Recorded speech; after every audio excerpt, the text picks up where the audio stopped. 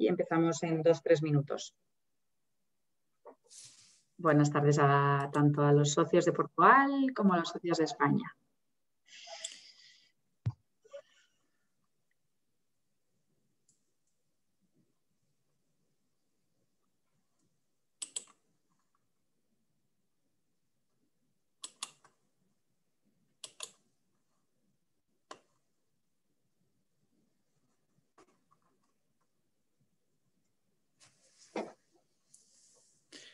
El sonido es bueno, Paula, y la imagen.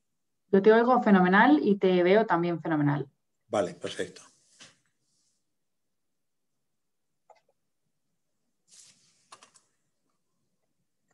Sí, Aurora, va a estar por Facebook. Gracias. Buenas tardes a todas, a todos, de Portugal, de España.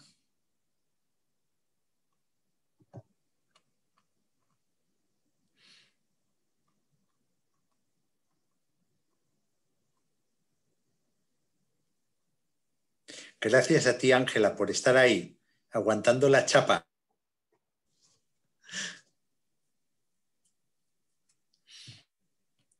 Buenas tardes, Jessica.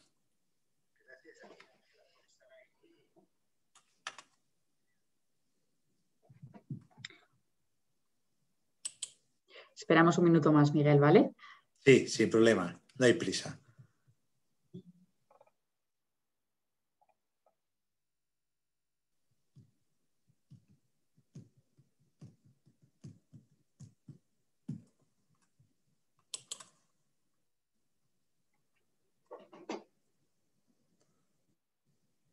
Ah, ¿no escuchas, Ángela? Bueno, es que no estamos hablando. Ahora, coméntame, Ángela, si me... Igual es por eso.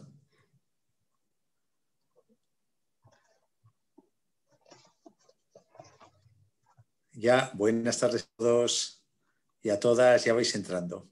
Muy bien, muy bien.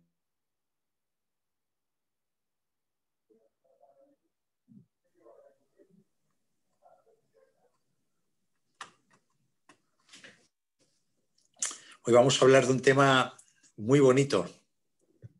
¿Verdad, Miguel? Y además un tema Sí, diferente, creo que no hemos tocado, como que hemos pasado alguna vez y hemos tocado ligeramente, pero nunca hemos profundizado tanto, así que creo que es un tema que va a interesar mucho. Sí, sí. Y bueno, desgraciadamente afecta a mucha gente joven y no tan joven, así que bueno, espero que, bueno, con la conferencia de hoy, con tus pequeños consejos o grandes consejos, mejor dicho, y nuestros productos, pues pueda ayudar a mejorar un poco. Sí, sí se puede, sí se puede. Y es que además cada vez va en aumento, como ahora vamos a ver, y es un tema que me lo han demandado de más.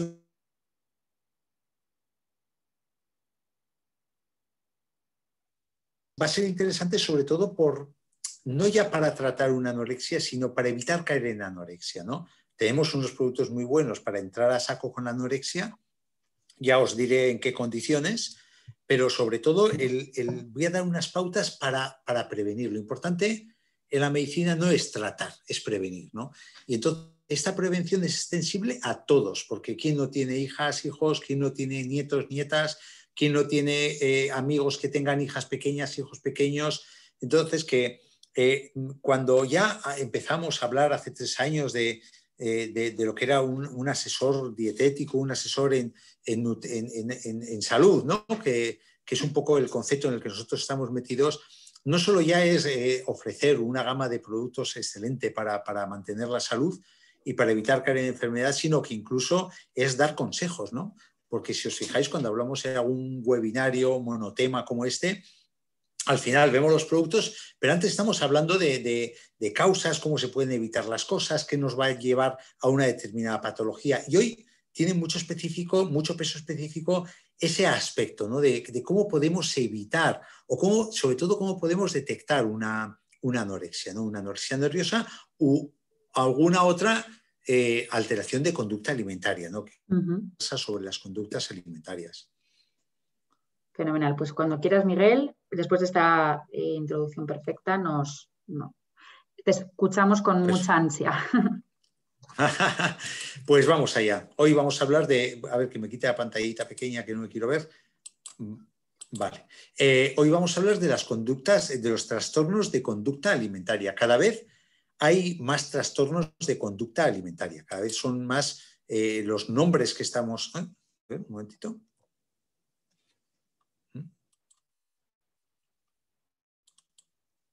¿Qué ha pasado? ¿Has sido tú, Paula?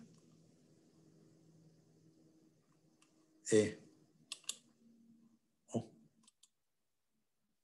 ¿Paula?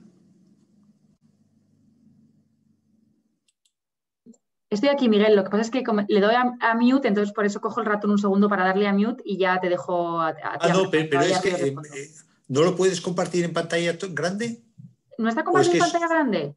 Ah, sí, que soy yo. No, algo he tocado yo en la mía. Vale, pues entonces ya está. A ver si lo puedo arreglar.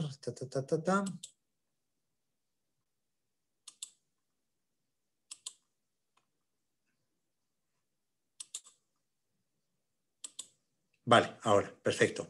A ver si ahora me funciona. Sí, perfecto. Cada vez son más los nombres que estamos poniendo los médicos a estos trastornos de conducta, ¿no? Es como todo en medicina, en vez de hacer un enfoque global, muchas veces se está parcializando mucho, ¿no? Y a la hora de las definiciones de los trastornos de la conducta alimentaria, pues tenemos eso, que estamos dando muchos nombres aún más de lo mismo, ¿no? Aún más de lo mismo, como veremos en las causas que están de fondo, ¿no? Porque en el fondo cualquier tipo de conducta, de trastorno de conducta alimentaria, en el origen está lo mismo, como vamos a ver, esa inseguridad, esa falta de compromiso por parte de las familias muchas veces a la hora de coger las riendas del tema, ¿no? Tenemos el primer concepto que he puesto, es la permarexia, que eso es un poquito el paso previo a lo que es la anorexia nerviosa. Permarexia, que no se oye mucho, pero ya digo, la antesala, es una obsesión de contar y de quemar las calorías consumidas, ¿no? Obsesión de pensar que todo lo que se come va a engordar. Y esto, cuando una persona empieza así, pues le lleva a realizar muchísimas dietas, a estar constantemente mirando las calorías que ingiere en su día a día. Entonces, esto, desgraciadamente, acaba derivando, si se deja caer en pendiente cuesta abajo y no se le mete mano a este tipo de obsesiones, acaba derivando en lo que es una anorexia nerviosa, ¿no? Anorexia nerviosa, que es el tema que vamos a desarrollar, será, sobre todo, es una definición que se aplica a la mujer, y luego no es que los varones no tengan anorexia nerviosa, sino que se le da otro nombre. Es bastante más infrecuente en varón la anorexia y se llama manorexia, ¿no? Realmente, anorexia y manorexia, la única diferencia es que anorexia se aplica a las niñas, a las mujeres, y la manorexia se aplica a los niños o a los varones, ¿no? Eso es la diferencia. Pero siempre el paso previo, que lo ideal es detectar un problema de estos cuando está en fase de permarexia, cuando ya se ve que una criatura se empieza un poquito a obsesionar con el tema. También otros trastornos de la conducta alimentaria tenemos lo que es la bulimia, que este también es muy conocido, ¿no? Que en la bulimia es cuando una persona se da atracones de comida, que una persona pierde el control totalmente sobre lo ingerido, y después de haberse empapuzado y estar reventando, le entra un sentimiento de culpa y un sentimiento de arrepentimiento tan grande que le lleva a tomar unas opciones para compensar ese aumento de peso que ha ocasionado por la comida compulsiva, ¿no? Entonces, como son los vómitos provocados, como es el abuso de diuréticos, como es el abuso de laxantes, intentando que todo lo que ha entrado por la boca salga por vía anal antes de que dé tiempo a absorberse, ¿no? Que es otro trastorno de conducta alimentaria, no es tan grave como el trastorno de la anorexia que ahora vamos a desarrollar, pero también está ahí y también ocasiona mucha distorsión tanto personal como social, ¿no? Y otro elemento tenemos los atracones, que los atracones es muy semejante a la bulimia porque tienes una ingesta de una cantidad inapropiada de comida, comes por ansiedad, comes sin apetito, te hartas de comer y tienes una sensación también de culpa posterior, ese atracón por el gran aumento de peso que te va a ocasionar, pero en este caso a diferencia de la bulimia, pues tú no tienes unas conductas compensatorias, es decir, no tomas diuréticos, no tomas laxantes, no provocas vómitos. Entonces, en la bulimia pues suele haber un peso relativamente constante, un normopeso, un poquito de sobrepeso, y los atracones son personas que sí que tienen una obesidad bastante franca, ¿no? Porque desgraciadamente no es un atracón el que te da, sino que cada vez que hay una pequeña frustración, desgraciadamente estas personas lo pagan con un atracón, ¿no? Y eso se va acumulando y al final ocasiona un serio problema de obesidad, incluso obesidad mórbida, ¿no? Y luego, por último, en esta diapositiva tenemos la pregorexia, que eso para mí es lo más grave de todos los trastornos de conducta alimentaria, porque es un miedo irracional a subir de peso y de volumen, ojo, cuando estás embarazada. Entonces, claro, el problema no es que tú te estés suicidando poco a poco con una anorexia. El problema es que tienes una vida dentro, tienes una criatura dentro y estás perjudicando a una criatura que no tiene ni parte ni culpa en lo que está pasando ahí, ¿no? Entonces, la pregorexia, desgraciadamente, está aumentando, cada vez se están viendo más, no son muy frecuentes, pero están aumentando y son especialmente graves y es muy importante detectar estos trastornos de conducta alimentaria en embarazadas pues muy a tiempo para que no haya problemas de desarrollo en el feto que lleva dentro del vientre. Uno muy de última generación que va muy en la línea del botellón, va muy en la línea del abuso del fin de semana de los niños y las niñas cuando hacen el consumo compulsivo de alcohol, es la druncorexia, drunk de beber. Entonces es una combinación de alcoholismo y anorexia. ¿Cómo? El alcohol aporta una cantidad enorme de calorías vacías, es decir, no aporte nutritivo, pero sí te hace engordar. Entonces las niñas y los niños intentan compensar este aporte excesivo calórico pues con una disminución de la comida, ¿no? Entonces, ya digo, es un abuso del alcohol con una anorexia, una disminución de una ingesta mediterránea, y eso te hace caer en enfermedad, ¿no? Y por último, quería destacar la vigorexia, que también desgraciadamente se está viendo cada vez más, porras. La vigorexia es una obsesión, pero en este caso por el estado físico, que afecta, por supuesto, a la conducta alimentaria, pero sobre todo en los gimnasios, ¿no? Las personas que quieren estar muy definidas, muy moldeadas, con mucho musculito aquí, mucho musculito allá, y toda su obsesión es ponerse lo más fornido y lo más cachas posible, ¿no? Entonces esto nos conlleva una ingesta exagerada de proteínas, de carbohidratos, pero no solo es eso, sino de esteroides y un montón de porquerías que hace que eches músculo y eso al final vas a hacer un cáncer de hígado, un cáncer de próstata en el varón como una catedral, ¿no? Y también se está viendo en aumento y es muy típico en gimnasios. No todo el que esté cachas, por supuesto, es un vigoréxico, pero sí cada vez estás viendo más que hay personas que no hacen gimnasia por estar bien, sino que hacen un exceso de tonificación muscular y se ve cuando tú estás en el gimnasio que esa persona tiene una patología, ¿no? Porque están todo el rato mirándose, están total. En fin. La anorexia nerviosa, que es el tema más extendido, que es el que quería desarrollar hoy, se define como un trastorno de la conducta alimentaria que da lugar a una considerable pérdida que se mantiene por debajo del mínimo aconsejado para la edad, el sexo y el desarrollo evolutivo del paciente hasta llegar a una desnutrición.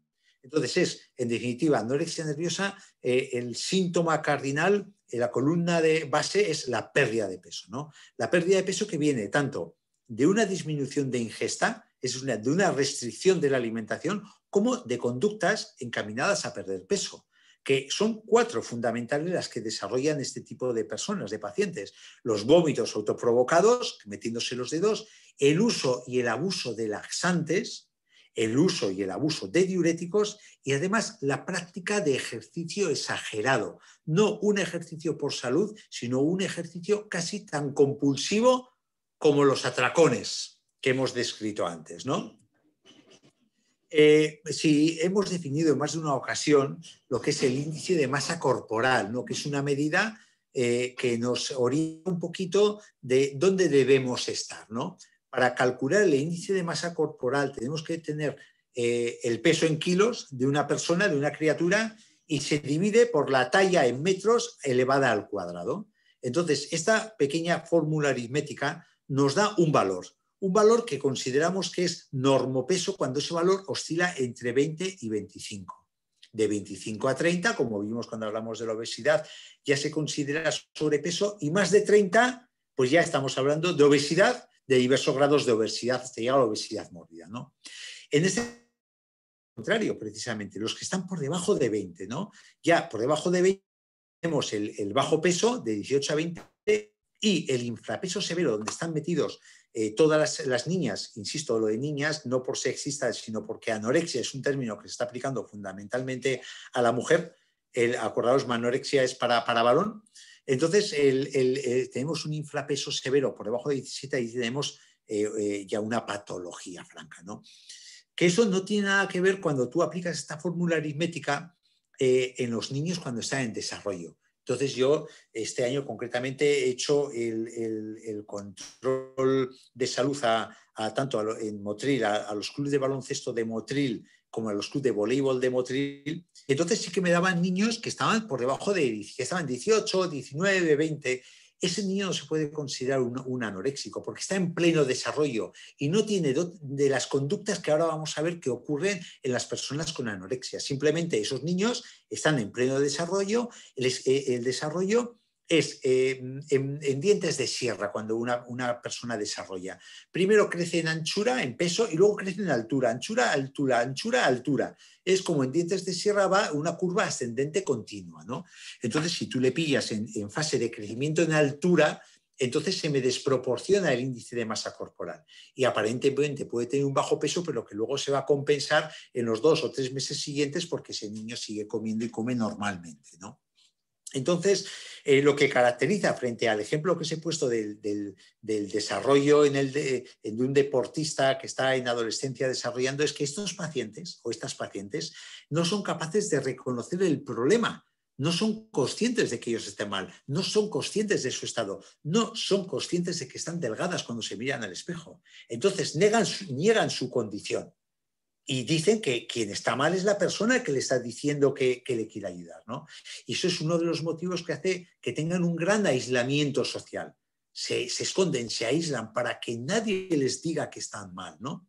Creen que el problema alterado de visión lo tiene el entorno y no ellas. La anorexia nerviosa es un problema que suele aparecer sobre los 17 años aproximadamente. En la época de la pubertad ya se empieza a gestar. Es raro que aparezca en épocas anteriores a la pubertad, ¿no?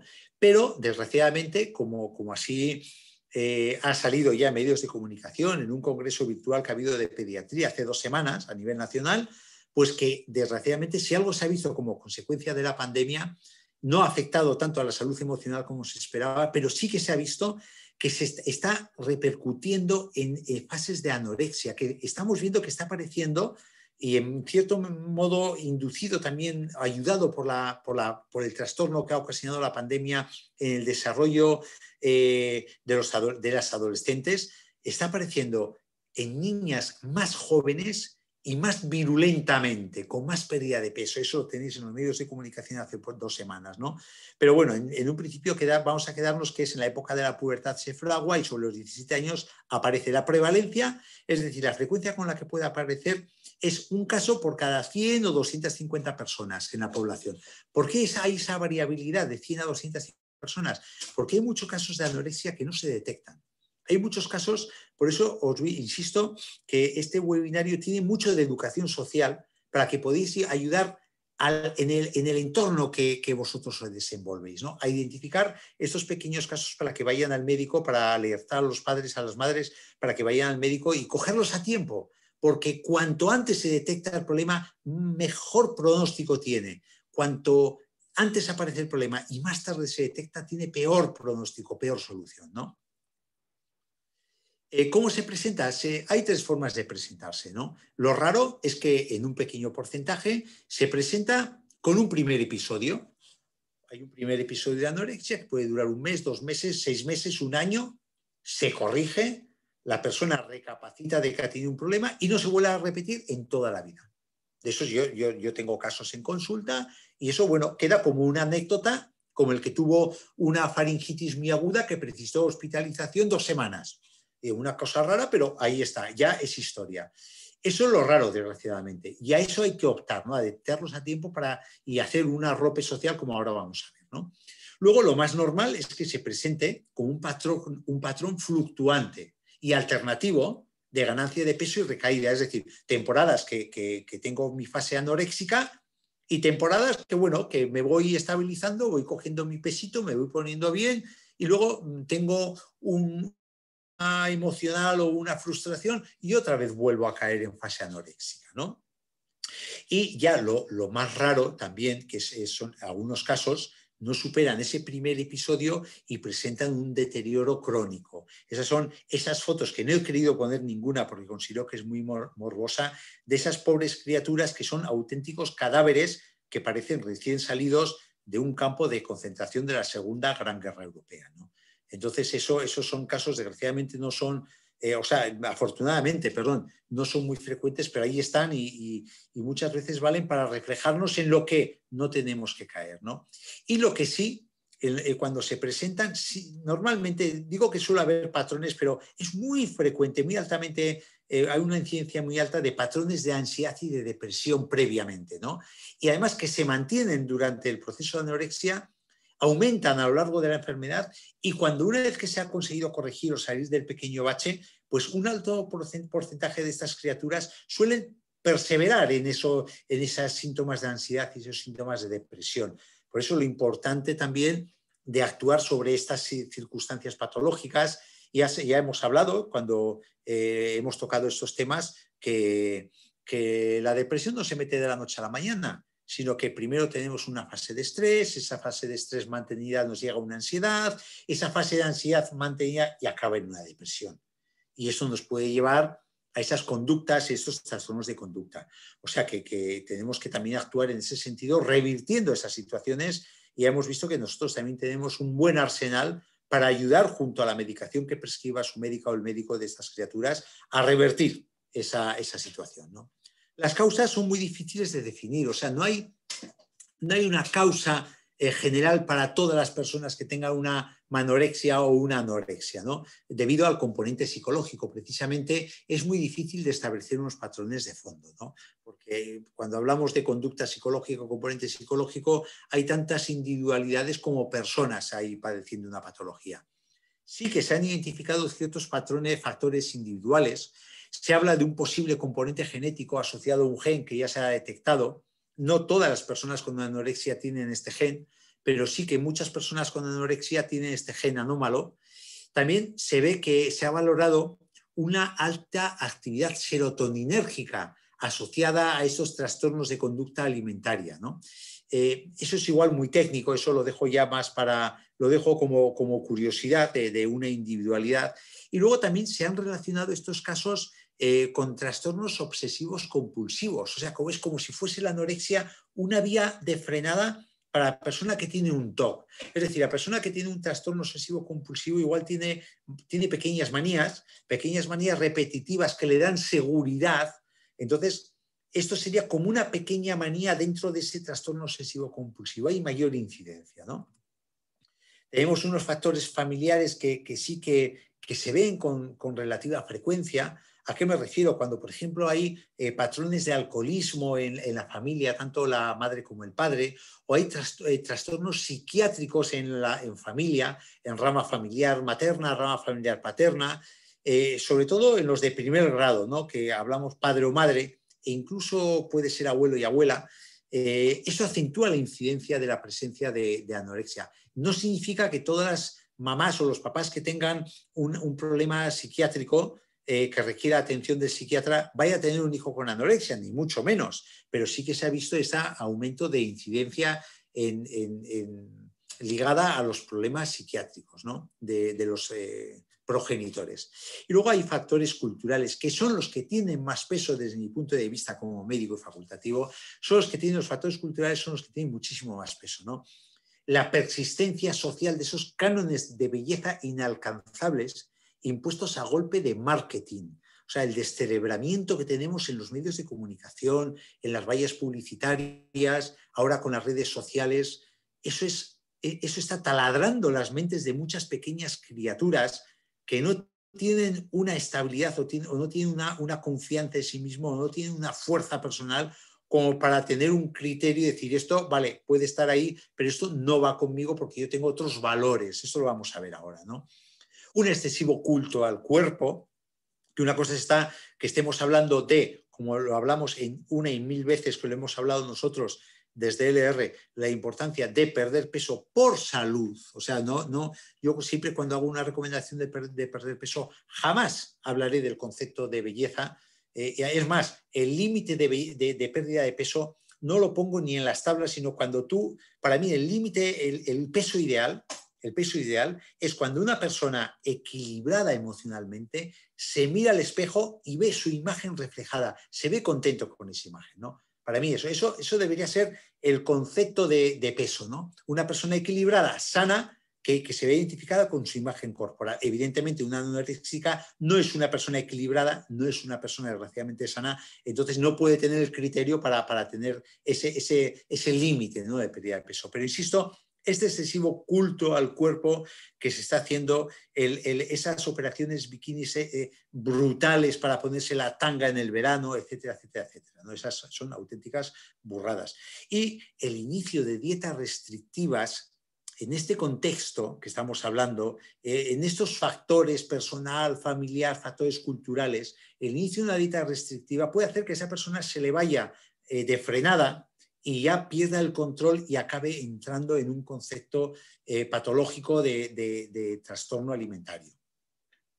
Los síntomas que podemos ver en las personas que están en nuestro entorno, que se puede identificar perfectamente esta pérdida de peso, porque el paciente no lo va a identificar. El paciente ya hemos dicho que tiene un trastorno de la visualización de la realidad, entonces no se van a ver identificados en estos síntomas. Pero sí las amigas, los amigos, la familia, los maestros, las maestras que están con estos chavales con problemas, pues ven una pérdida excesiva de peso en un corto espacio de tiempo, ¿no? Entonces, claro, tú cuando ves que en poquito tiempo se te están quedando demacrada una criatura, no es una pérdida de peso por una dieta, ya es una llamita, ¿no? Dices, ya aquí hay algún problema.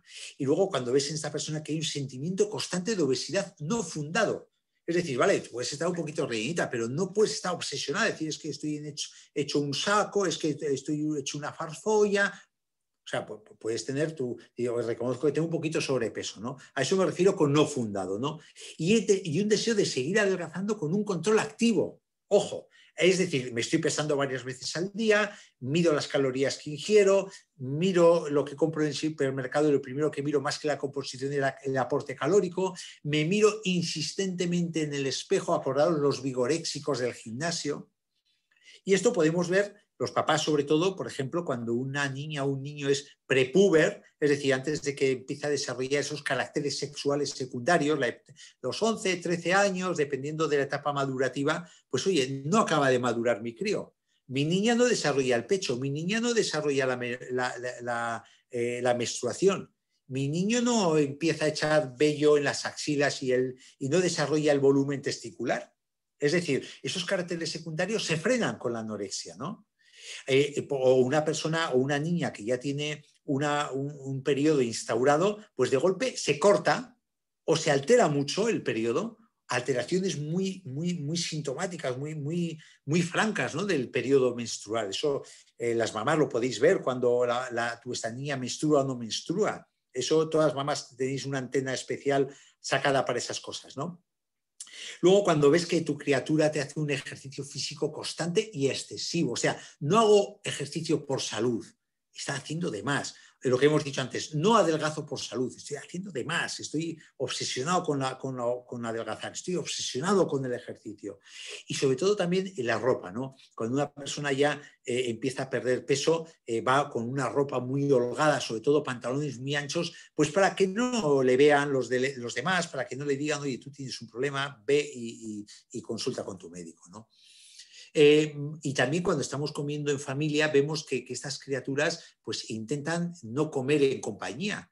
Porque, claro, ahí cuando comes sin compañía eres consciente de que no come el que está contigo, o que huyen de la mesa corriendo tras la ingesta porque van a vomitar al baño o van rápidamente a tomarse el laxante, o que disimulan la comida, es decir, que la esconden, que juegan con la comida, que la trocean en cachitos pequeños para disimularla en el plato.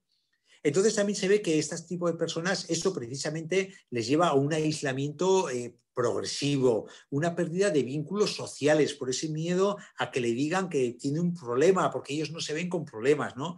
Y también estas personas, ya os he dicho antes, que cursan con alteraciones anímicas como una ansiedad, como una depresión, vemos esa obsesión por el contenido calórico, el uso incontrolado de diuréticos, de laxantes en niños y niñas. Oye, pues ¿quién te ha dado a ti este diurético? ¿Quién te ha dado un laxante? Si eso es de prescripción médica, ¿cómo tú tienes un laxante? ¿Y por qué tú tomas un laxante? ¿Por qué tú tomas diurético? ¿Me entendéis? Eso es fácilmente identificable. Esos son los síntomas que podemos identificar. Un momentito. Vale, y luego ya clínicamente, que esto ya quizás sea más de tema médico, pero que lo he querido destacar, aunque nosotros no somos médicos, pero he querido destacar porque por este lado nosotros podemos atacar a estas personas. Podemos atacar, ahora os voy a decir a qué podemos atacar, ¿no? Claro, tienen síntomas clínicos, sobre todo de la piel, tiene un agrietamiento de la piel, tiene una sequedad de la piel, se les queda la piel muy fea, pero claro, de eso sí que son conscientes las pacientes que se le queda la piel muy fea y por ahí podemos abrir una cuña para entrarles. Luego, ya más médico, aparece el anugo en la espalda, en los muslos, en la cara, en los antebrazos. ¿Qué es el anugo? Es un vello muy finito, muy finito. Te pones un poco como un pequeño monito, todo cubierto de vello que antes no tenías, ¿no? Aparece una pigmentación muy rara, una pigmentación, perdón, amarilla en las palmas de las manos y en la planta de los pies por una alteración del metabolismo de los betacarotenos. Ahí las manos están extremadamente frías porque no hay grasa, se enfrían enseguida, las uñas se ponen quebradiza, el pelo se quiebra, se rompe las puntas, se cae el pelo. Fijaros que lo pongo en rojo porque ya ahora os voy a explicar por qué lo pongo en rojo. Una alteración dental muy importante, una alteración del esmalte, la aparición de caries. ¿Por qué? Por el vómito. Porque cuando tú vomitas sale el líquido del estómago, sale el ácido clorhídrico del estómago. Y claro, los dientes es alcalino, entonces te lo están corroyendo. Tantas veces vomitas que acabas con una corrosión de los dientes, acabas con unos dientes feos. Y también hay una alteración digestiva brutal. Es una digestión pesada, lenta, diarrea si tomas laxantes, si no tomas laxantes, un estreñimiento, porque claro, no metes. Como no metes, no sale. La hinchazón. Esos son aspectos que ahora veréis porque los detallo, ¿no? Siendo un poco más técnico, más de médico.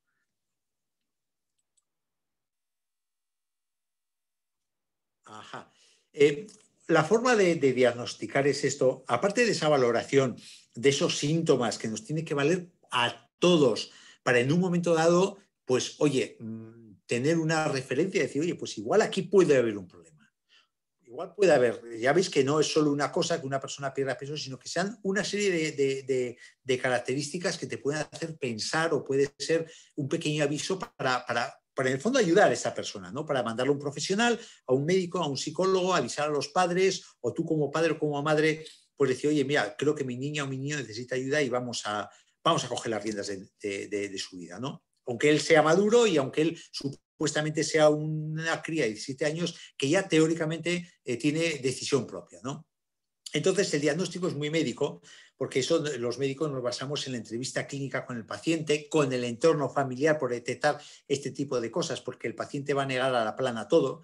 La historia clínica como antecedentes familiares por patología psiquiátrica, antecedentes del paciente en pediatría, a ver si ha habido alguna cosa, alguna anemia rara en la adolescencia, la exploración física. Es decir, vamos a ver cómo vemos, desnúdate, quédate en ropa interior, a ver si yo te veo las quijadas o os denoto las caderas, ¿no?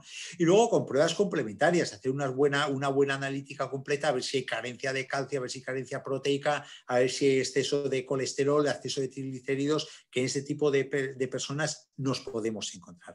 Alteraciones analíticas importantes, ¿no? Y el tratamiento, desde luego, es un tratamiento multidisciplinar.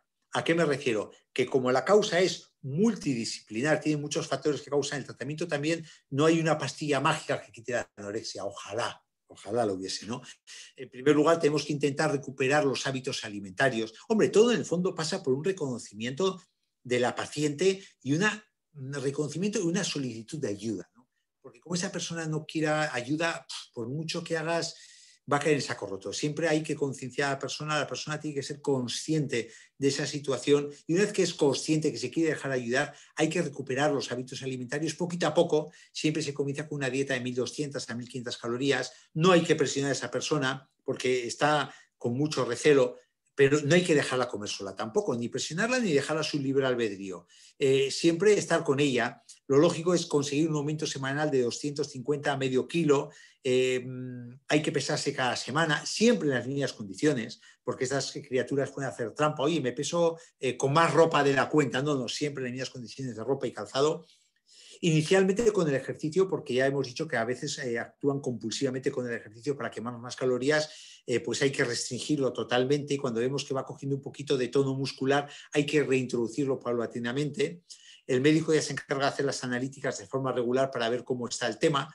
Terapia farmacológica para el sistema nervioso y el apoyo psicológico. Siempre esto es muy importante, tanto la terapia farmacológica impuesta por el psiquiatra o la psiquiatra y el apoyo del psicólogo o la psicóloga es muy importante para estos casos y nuestra ayuda, lo que vamos a intentar ayudarles, nunca tiene que confrontar con esto, sino ayudar en este sentido, ¿no?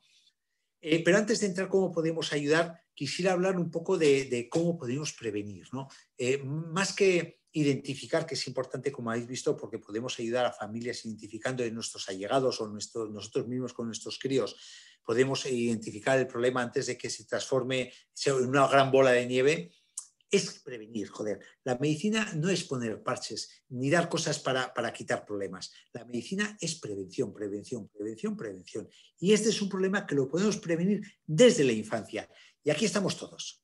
Aquí estamos todos porque, como ya digo, ¿quién no tiene nietas, nietos? ¿Quién no tiene hijos, hijas? ¿Quién no tiene sobrinos, sobrinas? ¿Quién no tiene allegados que para poner en práctica estos consejos? Y son muy sencillos, ¿no? Y es, en definitiva, volver a lo de siempre, volver al cortijo familiar. Es decir, vamos a enseñar desde la infancia la importancia que tienen unos buenos hábitos alimentarios.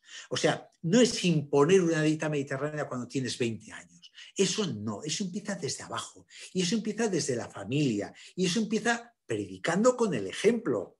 O sea, no puedes pretender que tu hijo haga una dieta mediterránea cuando tú estás hinchándote de comida prefabricada, de comida chatarra, de comida basura y de alimentos ultraprocesados. Es importantísimo desde predicar con el ejemplo desde la infancia y una asignatura pendiente que hay, que al final se conseguirá introducir en las escuelas, son los buenos hábitos alimentarios de dieta mediterránea desde la escuela, porque el niño se forma en casa y se forma en la escuela, ¿no? Y la niña. Entonces, luego comer en familia. Comer en familia ha de ser un hábito, como antes se hacía, por eso digo el cortijo, cuando estaba el abuelo, los padres, los niños, que comíamos todos en familia, todos juntos, ¿no? Entonces, ha de hacerse un entorno agradable, un entorno relajado, un entorno para intercambiar vivencias en la cena. Cada uno expone cómo te ha ido el día en la escuela, cómo te ha ido en el trabajo, cómo te ha ido a ti como maestra con los niños y a ti como alumna, ¿no? Eso es muy importante, el entorno familiar, comer en familia, desarrollar en familia esos hábitos de dieta mediterránea, los menús variados. En los niños no hay que restringir ningún alimento en la infancia, salvo que sea por un problema de salud, una alergia a la proteína de leche de vaca, una alergia al melón. Salvo eso, no hay que restringir. Eso sí, no hay que tomar bollería industrial. Por ejemplo, los dulces. Dices, oye, pues si dices que no abusemos de dulces, vale, pero vamos a restringir los dulces, a tomar dulces de forma moderada, pero caseros, hechos en casa, que sepamos lo que lleva, no una bollería industrial. Entonces, hay que probar todo tipo de verduras. Vale, sí, lo sé, lo estáis pensando. Mi hijo tiene o mi hija tiene 10 años. No hay manera de meter la verdura ni con embudo. Es cuestión de probar. Probar todo tipo de verduras, porque muchos niños o niñas dicen, no me gusta, pero es que no la ha probado. hay que ingeniárselas, hay que negociar, hay que ver que la prueba, y hay que probar todas las verduras y seguro que hay una que le guste, seguro, seguro. Los horarios de comida, intentar que sean regulares para hacer hábito de comer en familia, para impartir esos hábitos. Y si son 5 comidas al día, mejor. Desayuno a media mañana en el colegio o en la escuela, mediodía familiar, por la tarde cuando están en el parque o previo a ir a hacer el atletismo, previo a ir a hacer la actividad deportiva o las actividades complementarias, y por la noche todos en familia, ¿no? Y desde luego fomentar desde la infancia la autoestima. O sea, el niño y la niña tienen que conocer las capacidades y sus limitaciones y aprender a estar a gusto consigo mismo con esas capacidades y esas limitaciones. O sea, no podemos querer ser Superman todos. O sea, cada uno tiene unas facilidades. El que tenga facilidad para la música, pues tiene que entender que ahí puede ser un artista, pero igual es un negado con el deporte. Pero no es malo ser un negado por el deporte. Y el que no tenga capacidad para la música, no es malo no ser un superdotado para la música, porque tú tienes otras capacidades que tienes que aprender a encontrarlas, a desarrollarlas y a estar contento con tus capacidades y tus limitaciones. Y eso se los tenemos que meter a los niños desde pequeños, fomentando su autoestima. Y esto evitará que caigan en anorexia. Reforzar la autonomía de los críos. Tenemos que reforzar sus propias opiniones y eso es una labor familiar y una labor también en la escuela, pero es una labor familiar. No le echemos la porquería a la maestra o al maestro. Es nuestra como padres la responsabilidad. Reforzar sus propias opiniones, ¿para qué? Para que tenga criterio y no se vea influido por el medio en el que nos desenvolvemos hoy en día, el cuerpo perfecto, el éxito, la felicidad por la belleza, la felicidad por el éxito, tal. Eso tenemos que imprimirlo, clavarlo a sangre y fuego en nuestros hijos, nuestros pequeños, desde que son infantes. Comentar siempre con los niños los arquetipos de belleza sociales. Es decir, tienen que ser conscientes los niños que lo que hay en Internet, lo que hay en los medios de comunicación, es una maldita farsa. Que en Andalucía tenemos el biotipo de la mujer mediterránea y el biotipo de la mujer mediterránea es de cadera ancha y el biotipo de la mujer noruega es de cadera estrecha y tiposa. Así.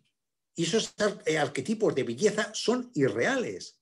Tenemos que adaptarlos a lo que nosotros somos y a nuestra constitución mediterránea. Y hay que poner eso siempre, la salud por encima, siempre la salud por encima. No poner metas que superen las condiciones físicas o intelectuales de los niños para evitar frustraciones que luego vienen en la adolescencia. Tenemos que exigir lo que la niña o el niño pueda dar desde que son chiquititos, no más. Una cosa es estimular para que den más y otra exigir que den más, no frustrarlos, porque si no puede acabar o una anorexia o un problema emocional o pueden acabar utilizando hachís para evadirse de esa frustración, que por cualquier sitio te pueden salir. Y realizar desde que son pequeños ejercicio de forma regular por salud, por salud, por salud. Siempre por salud el ejercicio. Lo mismo que el estar con un normopeso por salud. Favorecer las relaciones sociales es muy importante en las actividades extraescolares, no quedarse en casa con una máquina como un cartujo cuando vuelves del cole. Hay que mandar a los críos y a las crías al patio, a jugar al parque, a patadas hay que mandarlos, o hacer actividades extraescolares para que se sienta integrado socialmente. Y una persona que se sienta integrado socialmente, aceptado, es muy difícil que al crecer se sienta rechazado por los cánones estéticos.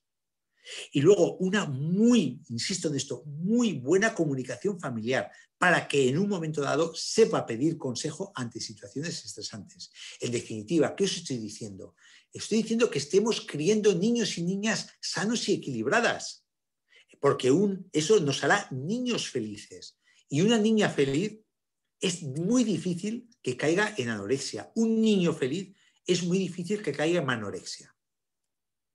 También la prevención en la infancia, en la adolescencia. En la adolescencia se está desarrollando la personalidad, aún no está formada, en un proceso de cambio, reafirmación del yo, la muerte al padre que decía Nietzsche, el autoasentamiento como persona, y también en eso hay un deseo de cambiar la imagen corporal. Esto no significa que sea patológico, pero ojo, cuando ese deseo de imagen de cambio corporal ya puede entrar en riesgo de anorexia, cuando es obsesivo, cuando es compulsivo y cuando se adoptan malas conductas, ¿no? Y ahora, para evitar eso, en esta época, en la adolescencia, tiene gran importancia primero los educadores del instituto, porque muchas veces, porque ya son más autónomos, no paran tanto en casa, no son como gozando infantiles, entonces ahí los maestros y maestras del instituto tienen mucha importancia para detectar este tipo de problemas. Si hace falta bajar peso, porque bien, vale, igual te has descuidado en la infancia, se ha descuidado, o que tienes una tendencia quizás demasiado a la obesidad, si hace falta bajar peso en esa época de la adolescencia, solo bajo estricto control médico y a sabiendas de los padres, siempre, siempre, siempre, bajo estricto control médico, porque la médica va a tener el criterio para decir hasta dónde tú puedes llegar bajando peso en plena adolescencia. ¿Y qué tipo de dieta vas a hacer tú en plena adolescencia para que no sea carencial y no te cargues el desarrollo de la adolescencia? Evitar comentarios despectivos del entorno familiar, o sea, no decir cuando tú tienes un niño gordo, no le digas, ¡ay, qué gordo estás hecho un foche! ¿Entendéis? Que esto se da en el ámbito familiar y esto te tumba a una criatura. Eso evitarlo a toda costa. Hay otras formas de inducirle a que sea consciente que tiene que perder un poquito de peso por salud, ¿no? Es muy importante favorecer desde pequeños, y ya no solo en la adolescencia, la integración de ámbitos diferentes culturales, raciales, religiosos. ¿Por qué? Porque así los niños aprenden a convivir en la diferencia, aprenden a vivir en la diversidad. Y eso no es renunciar, digo ya un caso extremo, a una nacionalidad, a un nacionalismo, no tiene nada que ver con eso. O sea, es que tienen que entender nuestros adolescentes que hay diferencias y todas las diferencias son normales, no son anormales. Y entonces, tus propias diferencias como adolescentes las vas a integrar en esos hábitos diferentes. Y no te vas a ver como un bicho raro y te vas a frustrar. Eso supone, en el fondo, potenciar la autoestima, valorando y entender las capacidades y cualidades y no avergonzarse de las limitaciones, que eso ya tiene que venir desde la infancia. Y, por supuesto, vuelvo a insistir, el ambiente familiar positivo, sin sobreprotección, va a proporcionar al adolescente seguridad y apoyo para solucionar y hablar sus problemas. Y nosotros, ahora viene LR, a tope, ¿qué podemos hacer? Pues mirad, que sepáis que lo que he comentado antes, para que un adolescente se deje ayudar, primero ha de querer ser ayudada, ha de pedir ayuda. Y si ya ese adolescente quiere que le ayudemos, podemos hacer mucho en el plano nutricional, pero mucho. ¿Por qué? Porque tenemos unos complementos a base de superalimentos como la moringa, el aloe, las algas. Tenemos un complejo de minerales, tenemos complejos de vitaminas que le van a dar la vida. Pero claro, ¿cómo le podemos entrar? Porque claro, tú no le puedes entrar, que eso no choca. Primero lo que tenemos que hacer es, desde luego, respetar la directriz del psicólogo a psicóloga, respetar la directriz del psiquiatra a la psiquiatra, ¿no? Eso siempre. Pero no podemos entrarles diciendo, esto te va a poner como antes. No, porque esa niña está recelosa de cómo estaba antes. Aún no tiene las cosas claras. Aún no sabe si está yendo por el camino adecuado que le están marcando las personas que le quieren, ¿no? Aún tiene sus dudas, ¿no? Entonces, podemos entrarle por la tangente. ¿A qué me refiero? No me refiero a engañarles, sino que podemos entrarles, como tenemos mucha opción para esto, vamos a valorar la opción, vamos a mejorarte el pelo, vamos a mejorarte la piel, oye, vamos a mejorarte la inmunidad, que como te has quedado muy delgada, pues las defensas te han bajado. Vamos a potenciar las defensas para que no te resfríes cada 2x3. O vamos a arreglar la menstruación, porque es un adolescente, todas tus amigas están menstruando, tú querrás tener familia cuando seas mayor. Vamos a regular la menstruación y vamos a arreglar esos dientes. Se te han quedado mal, vamos a aportar cosas que te van a ayudar para los dientes. ¿Veis por dónde disparo? O sea, tocando estos aspectos con nuestros productos, estamos reconstituyendo todo el organismo. O sea, no solo actuamos en la piel con el aloe es un reconstituyente, eso es un superalimento. Entonces, pero la paciente los ha de tomar convencida de su utilidad para reparar los aspectos estéticos estropeados por la enfermedad. No que va a recuperar lo de antes, porque lo va a rechazar de plano. Es una forma, no estamos mintiendo, estamos diciendo la verdad. Y desde luego no debe renunciarse, por supuesto, al tratamiento instaurado por el médico o la médica de atención primaria y al seguimiento de las sesiones de psicólogo o la psicóloga. Entonces, ¿qué tenemos aquí? Tenemos el superomega. ¿Qué le vamos a decir nosotros a nuestra niña que tiene problema de anorexia? Pues mira, las perlas de omega actúan sobre la piel, sobre las uñas y sobre el pelo. Te va a proporcionar una elasticidad y un brillo en la piel que no tenías antes, el que has perdido, porque tienes la piel resquebrajada y tienes la piel seca. Esto no te ves guapa así, ¿verdad? Pues tómate el omega 3 porque eso te lo va a mejorar y además lo notas enseguida. No querrás este pelo quebradizo, ¿verdad? Porque tú misma estás diciendo que no te gusta. Tómate esto que te va a mejorar el pelo, las uñas, las defensas. ¿Ves cómo te resfrias mucho? Mira, esto te puede ayudar para las defensas. Y es verdad, el omega 3 actúa sobre la función inmunológica, sobre la piel, sobre las uñas, sobre el pelo. Pero también está actuando, el omega 3 es un gran antiinflamatorio, que viene muy bien a todo ese organismo deteriorado, inflamado, ácido. Esta acción inflamatoria además incide un poco sobre la inflamación del sistema nervioso central de base que puede tener una depresión, que puede tener una ansiedad, como hemos hablado cuando hemos comentado estos problemas. Actúa protegiendo las funciones neurológicas y cognitivas, que buena falta hacen en esas patologías, y tiene efecto directo sobre ansiedad, sobre depresión, actúa protegiendo la salud cardiocirculatoria muy deteriorada en estas pacientes, actúa sobre la pérdida de masa muscular. El omega 3 es importante para mantener masa muscular, como la proteína. Entonces estamos aquí ayudándole al piel, uñas, pelo, función inmunológica, pero le ayudamos a todo el cuerpo. Y pasa lo mismo con el Vitactiv. El Vitactiv, como estas criaturas están cansadas, están agotadas y no les gusta estar cansadas, el Vitactiv le podemos decir, oye, mira, este complejo de vitaminas que son naturales, el Vitactiv, te va a actuar sobre el cansancio, porque es la chispa del metabolismo energético. Y con el Vitactiv te va a ayudar a no estar cansada y además te va a ayudar mucho para la piel, te va a ayudar mucho para el pelo, que es verdad. Si es que es así, pero también actúa de forma determinante el complejo de vitamina B sobre el sistema nervioso que está muy deteriorado, sobre el metabolismo energético que está muy deteriorado, actúa sobre la ansiedad, actúa sobre la depresión y es un reconstituyente a todos los niveles del organismo deteriorado.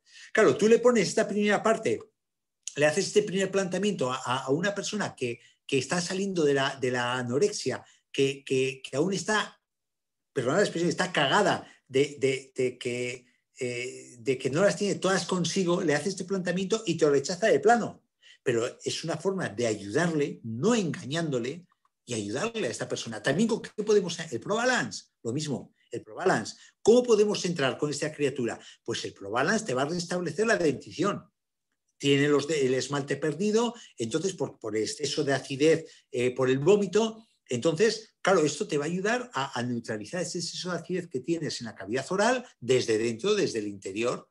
Entonces, vale, eso lo va a tomar convencida, pero también ya sabéis que el aporte de minerales que nos aporta el ProBalance nos reconstituye todo el organismo, neutraliza el terreno ácido que hay en exceso, ayuda normalizando las funciones metabólicas y aporta muchos minerales para el hueso y ayuda a que esa acidez no destruya más hueso, ¿no? Entonces, son formas de entrar, ayudar y hacer que un consentimiento aceptado por parte de la paciente que está sufriendo y está saliendo, ¿no? No hay que imponer porque lo va a rechazar de plano.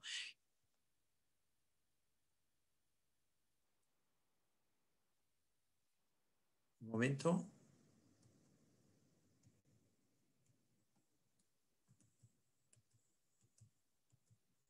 Se me han perdido algunas diapositivas. Disculpadme un momentito, por favor. Ajá, vale, aquí.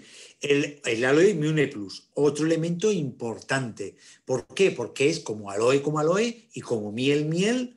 El Immune Plus, sabéis que lleva miel, aparte de jengibre y tal. de selenio, de zinc, como reconstituyente por el aloe vera y la miel, estimulador del sistema inmunitario, depurativo, antiinflamatorio, regulador digestivo. Pero claro, ¿cómo le entramos a nuestra niña, a nuestro niño? Con estimulas defensas y te arregla ese vientre tan gordo que se ha quedado, que no se lo decíais vosotros, evidentemente, pero cuando te diga, mira, mamá, es que tengo la tripa muy hinchada, tengo muchos gases, pues esto te va a ayudar para los gases, esto te ayuda, pero también estamos reconstituyendo por dentro. Y lo mismo ocurre con el Pro12. Actúa sobre la flora intestinal, actúa sobre el sistema inmunitario, ayuda regulando el sistema nervioso, actúa sobre el campo emocional, cosa que no tenemos que decir directamente a la persona que está saliendo de la anorexia, es un regulador digestivo, ayuda al sistema inmunitario. ¿Cómo le vendemos, entre comillas, el Pro12? Pues que actúa sobre las defensas, la digestión pesada, la digestión lenta y actúa sobre la piel con un efecto positivo, como todos los estudios acreditan, que no estamos engañando, ¿no? Y el elixir 5 en 1, vamos, y es que si una criatura os toma el elixir 5 en 1 que está saliendo de la anorexia, es miel sobre hojuelas, con colágeno, hialurónico, aloe vera, el complejo de vitaminas, un gran reconstituyente, rico en antioxidantes, que no solo se limitan a su acción estética, sino restauran el organismo por dentro. Es un gran aporte nutricional. Claro, ¿cómo lo vendemos a la niña o al niño? Para recuperar tu piel, para recuperar tu pelo, para recuperar tus uñas. Va a tomar una cosa y no se va a asustar. Lo va a tomar convencida, lo va a tomar y le va a ayudar no solo para pelo, piel, uñas, le va a ayudar para todo el cuerpo. Entonces, estos son los elementos bueno, perdón, se me queda el Mindmaster verde también, lo mismo. Lo vendemos, entre comillas, que actúa sobre el cansancio, que actúa sobre la piel. Claro, esto en el campo psíquico es una auténtica bomba, una normalización de la función del cansancio psicofísico, del estado anímico, aporte nutricional por el aloe vera como superalimento, rico en antioxidantes, reconstituyente por las vitaminas y el aporte de hierro, energetizante por la coenzima Q10, la carnitina, las vitaminas del grupo B. Y el CLSense, lo he dejado para el final porque es de lo más potente que tenemos. El CLSense es reconstituyente y energetizante donde los haya y regenerador. Como en el caso de una patología de este tipo, no es tomarlo 2 días y tal, sino es para mantener el aporte. Entonces nos va a restablecer las bases de un buen estado de salud. Claro, ¿para qué lo podemos recomendar? Para la piel y para el cansancio. Pero lo que os comentaba, que lo he visto aquí, mirad, esto no es para que lo tomen un día. En un día no se soluciona, ni tan siquiera un mes. Esto es para tomarlo mucho tiempo. O sea, la recomendación dispuesta a aceptar la paciente que está saliendo de la anorexia es para tomarlo 4, 5, 6, 7 meses. ¿Por qué? Porque ha estado mucho tiempo sin aportes y tenemos que ir poco a poco haciendo un aporte continuo. O sea, no es un aporte ya para mantener salud, es un aporte para reconstituir a una criatura. Entonces, la importancia de tomar de forma constante. No es aportar todo, sino ver lo que más necesita, que podemos aportar, negociar con la persona, decir, ¿qué quieres tú? ¿El pelo, las uñas? ¿Qué? Dependiendo de lo que quiera, atacamos con uno, atacamos con otro, dependiendo, es un poquito negociar y eso sí, constancia. Entonces, dentro de ese concepto de constancia tenemos el concepto de autoenvío. Claro, se puede, que entramos con el VitaT Pro Balance, con el Super Omega, que entramos con los autoenvíos de los bebibles. En este caso yo recomiendo el Immune Plus porque es de lo más completo para un caso de este tipo, porque tocamos también digestivo, nosotros tocamos el tema del inmunitario y la reconstitución. Con el 5 en 1, mirad, si una persona que está saliendo de la anorexia entra al trapo con tomar el 5 en 1, podéis estar haciendo palmas con las orejas. No porque vendéis el elixir 5 en 1, sino porque es una de las ayudas más completas que podéis hacerle a esta criatura para reconstituir y regenerar todo su organismo junto con el CLSense. Son los dos más potentes, los más completos, con los que yo entraría a saco. Insisto, la importancia de los otros envíos, porque no es para tomar un mesecito, que bien, pero es para tomar 4, 5, 6, 7, 8 y 10 meses si hace falta. Ya habría que personalizar un poquito. Pues, jovencitas, jovencitos, esto es todo lo que os quería decir. Como veis, hoy me he portado bien, me he ajustado... Hoy se me olvidaba el Phytowoman. El Phytowoman, por último, además del Phytowoman no hablamos casi nunca, Paula. Es un producto muy bueno, muy bueno, muy bueno. Tiene una... el Phytowoman. Entonces,